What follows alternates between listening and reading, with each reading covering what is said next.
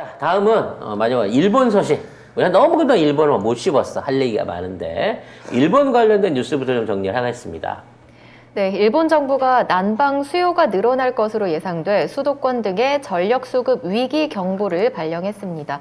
이 경보는 전력 공급 예비율이 3%를 밑돌 것으로 예상될 때 발령되는데 이 경보가 일본에서 발령된 건 이번이 처음입니다. 자, 일단은 저희가 쉬고 있는 동안 지진이 나가지고 7.4짜리 지진이 후쿠시마에서 났죠. 근데 이제 뭐 괴멸적이진 않았어요. 화산이 활동을 또 이거 못 맞췄어. 그래서 단순 지진으로만 끝나긴 했습니다만 횡이 안 맞았어 네, 이게. 핵이 잘 안 맞았습니다. 아직 끝난 게 아닙니다. 지진 발생 후 9일이니까 그때가 14일이니까 23일 내일 모레네요. 내일 모레 사이에 추가 지진이 있을 것으로 예상이 됩니다. 요건 기상대도 안 알려주는 얘기인데 제가 알려드렸습니다. 근데 이제 문제는 뭐냐? 이 지진이 이번에 강도가 겁나 셌다는 거죠. 겁나 세기도 하면서 흔들림이 심해가지고 주요 발전 설비를 비롯한 SOC 시설들이 굉장히 큰 타격을 받았다는 겁니다. 그래서 가장 큰 타격을 받은 건 사실 신간센입니다. 신간센이 앞으로 4월 중순까지 복구가 안 되고 있습니다. 왜냐면 이 열차가 탈선을 해버렸는데 탈선한 열차를 한꺼번에 치우질 못해가지고 한 장 한 장씩 들어가지고 옮기고 있는 중이라고 해요. 하루에 한 장씩 치우고 있다고 합니다. 근데 전국 곳곳에 지금 이렇게 돼 있는 상황이라서 신간센이 아예 앞으로도 한 20일에서 한 달 동안 운영을 못 할 거고요. 그래서 신간센이 다니던 노선에 완행 노선 쪽으로 사람들이 몰리고 있다고 하네요. 근데 단순하게 기차만 자빠진 게 문제가 아니라 노선 전체가 휘어진 구간이 많이 발생하기 때문에 복구가 되기도 힘들지만 돼도 과거와 같은 속도로 운행이 불가능할 것으로 보입니다. 근데 위험 구간마다 속도를 줄여야 된다는 거죠. 그러면 신간센이 아니라 완행선이 되는 거죠. 네. 그래서 일본의 대중교통 중에 가장 큰 수송 역할을 하던 신간센이 무너졌다라는 게 이제 큰 거고요. 갑자기 이제 지진 얘기하다가 요 얘기를 꼭 드려야 된다. 날씨가 지금 난리가 아닙니다. 일본 날씨가. 네, 지금 일본에는 저기압 태풍이 다시 불고 있습니다. 그러니까 일상적인 그 여름 태풍이랑 똑같이 저기압들이 일본으로 유입되면서 문제는 이제 러시아 시베리아 쪽에서 내려온 차가운 기단하고 딱 만나게 된 거예요. 근데 이 기단이 일본 동부에 자리를 딱 잡고 앉아가지고 주변 온도를 확 낮춰놓고 있습니다. 그래서 이쪽 안에서 쉽게 말해서 찬 바람을 우리나라 쪽으로 계속해서 밀어내고 있는 거고요. 여기에 추적한 저기압들이 치고 올라와 가지고 이게 다시 진눈깨비가 돼갖고 쏟아지고 있는 상황인 거죠. 아마 어제부터 이게 본격화가 될 거고 아마 이 차가운 비들이 일주일 이상 계속 유지되지 않을까라는 예상을 해보게 됩니다. 실제로 지금 검색을 해보면은 진눈깨비 이렇게 나와요. 네. 그러니까 원래 지금 일본이 벚꽃놀이 해야 되거든요. 네. 근데 벚꽃놀이를 해야 되는데 진눈깨비가 내리고 있는 거죠. 겁나 추워요. 네. 그렇기 때문에 난방에 대한 수요가 갑자기 훅 올라가고 있고요. 가스, 기름은 너무 가격이 올랐기 때문에 전기 난방을 다시 또 떼고 있어가지고 지금 이렇게 전력 수요가 푹 떨어지고 있는 겁니다. 특히 이렇게 날씨가 춥고 눈비가 많이 오고 이러면 수력 발전도 원활하지가 않거든요. 그렇죠. 그래서 아마 수력 발전에 큰 의지를 하고 있는 관서 지역 이쪽에 전력난이 더 심각할 것으로 보이고요. 반대로 관동 지역은 기존에 있는 핵발전소들이 지진 여파로 인해 가지고 지금 다 점검에 들어갔어요. 그래서 원자력 발전도 지금 제대로 안 되고 있는 상황인 겁니다. 지금 송 작가님 얘기해 주는 것만 딱 들어도 일본이 이게 나라야? 이게 지금 제대로 돌아가는 게 하나도 없는 상황인데 왜 이런 것들이 일본 뉴스는 거의 다루질 않고 있어요? 지들만 추운지 알거든요. 옆 동네가 추운 거에 대해서는 별 관심이 없는 거죠. 네. 그냥 얘기를 안 해주니까. 그러면서 무슨 이상한 연예인 얘기하고 있고. 겁나 그런 네. 얘기만 아침부터 네. 계속 아침부터 때리고. 계속 이런 얘기만 틀어주면서 네, 맞아요. 지금 재난에 대한 위험성을 전혀 경보를 안 하는 상황으로 몰고 가고 있다는 거죠. 하지만 이 미중유의 재난은 이제 본격적으로 봄이 되는 순간 제대로 터지기 시작할 것으로 보입니다. 아마 SOC를 비롯한 각종 도로라든지 교량 설비들이 이 싱크홀에 의해서 무너지는 사고가 속출하게 될 거고요. 지금 지진 활동을 통해 가지고 지금 흔들렸던 그 관동 지역, 그러니까 후쿠시마에서 오사카 선으로 오는 지역 안에 엄청난 지하수의 오염이 있을 것으로 예상이 됩니다. 아이고야. 지금 그 일본은요, 지하수의 수맥이 사실은 하나로 연결돼 있어요. 근데 다행스러운 거는 이게 편서풍이랑 똑같은 방향으로 일본의 서쪽에서 동쪽으로 지하수가 흘러갑니다.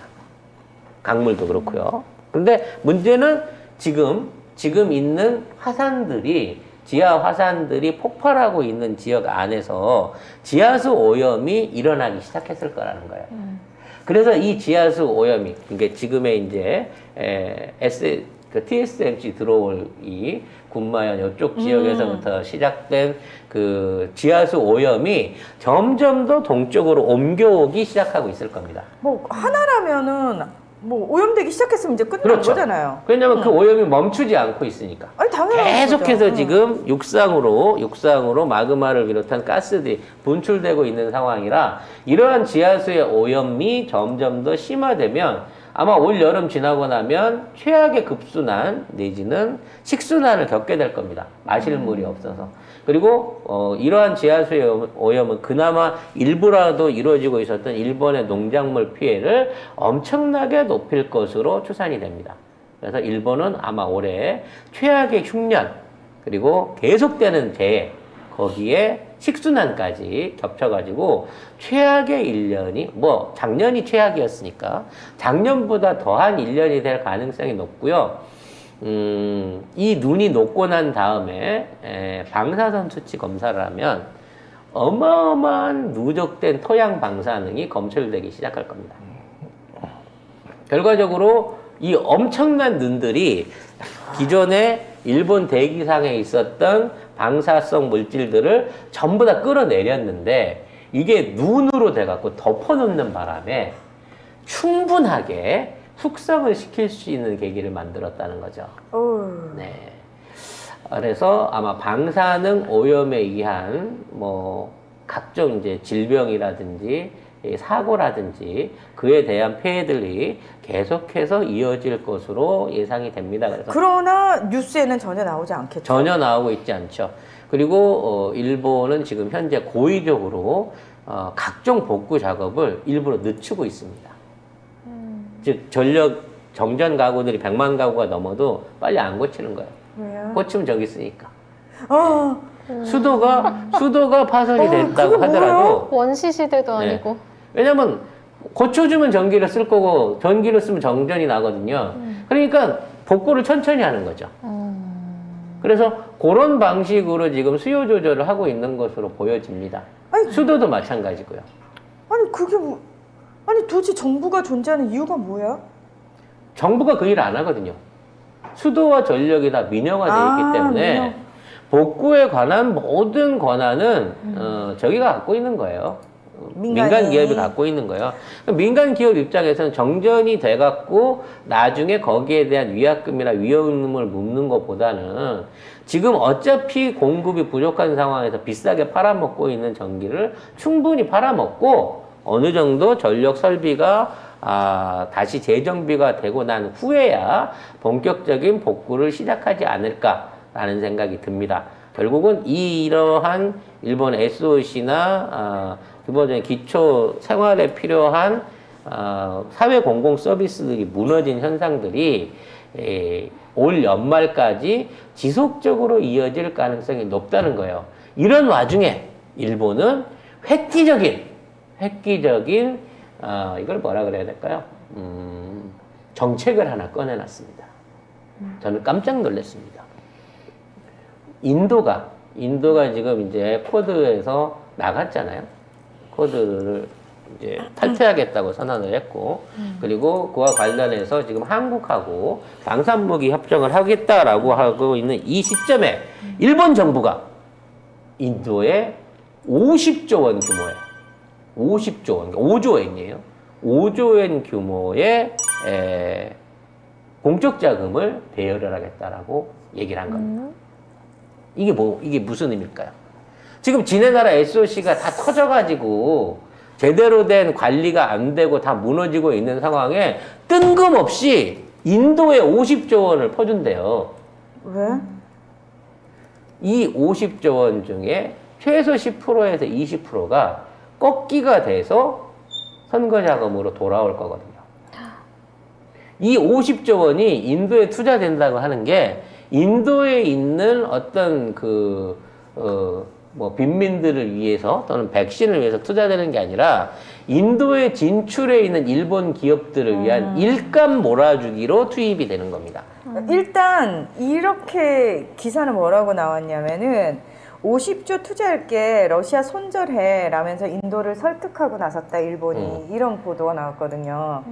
그래서 사실은 이제 손절은 진즉부터 하려고 했었는데 중요한 건 여기에 이 시기 때 50조를 찔러주면서 이걸 하는 그 의도가 궁금하고, 자, 이 50조 원은 회계를 못 합니다. 어떻게 쓰는지를 몰라요.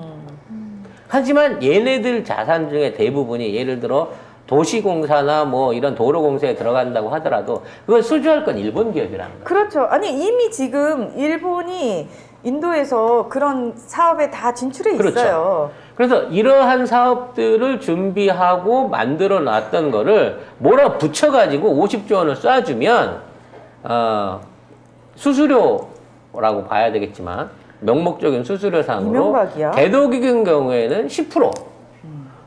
아프리카나 이런 그 저개발국 같은 30% 정도가 일본 국회로 돌아온다고, 일본 국내로 리베이트로 돌아온다고 합니다. 이 돈으로 뭘 할까요? 선거를 하려고 하는 거죠. 중의원 선거 자금을 쓰기 위해서 50조라는 돈을 인도에 쏘기로 했다는 겁니다. 이런 국가가 일본입니다, 여러분. 네. 이런 국가를 목표로 내각제를 하겠다고 하는 게 지금 윤석열 주변에 있는 김한길과 우리 민주당에 있는 수박들과 그리고 거기에 기득권을 걸고 있는 검찰, 언론, 수구 세력, 외놈들이라는 겁니다. 일본을 만들려고 그래요, 지금 우리나라를. 그런 면에서 우리가 어떻게 행동해야 될지, 윤 당선 놈을 어떻게 빨리 제대로 경질하고 경고하고 이런 미친 짓거리를 저지르지 않도록 해야 될 건지 생각을 좀 해볼 필요가 있는 타산지석의 내용이 아닌가라는 생각이 듭니다. 진짜 낙엽을 어떻게 태워야 잘 태웠다고 소문이 날까? 결국 낙엽은 낙엽이었어요. 그때도 받아들였고, 그래서 그 낙엽이 그래도 열심히 호남 유세를 한다는 등에서 역할을 하는 줄 알았는데, 오히려 네. 지역 내부 안에서 버스비 받고 사람들 동원해갖고 그나마 10%라도 저쪽 당 찍어주게끔 하는데 동원됐다고 열린 공감 TV에서 취재하지 않았습니까? 우리 주장 아니에요? 열린 공감 TV에서 왜 호남 지부당에 국짐이 버스비를 대줬냐? 그 부분 가서 취재했잖아요. 네? 역시 열린공감TV 박대현 기자 전화 왔더라고요. 잘 봤다고. 제보는 다 열린공감TV에 몰아서 얘기하시는 거 잘 들었다. 감사하다. 네. 예. 강종희 기자님도 예. 제보는 열린 공감. 네. 그리고 제가공은 송작가 TV에서 하고 있으니까 이런 분업을 열심히 하기 위해서라도 빨리 협업 체계를 갖춰야겠다는 생각을 해보게 됩니다. 갑자기.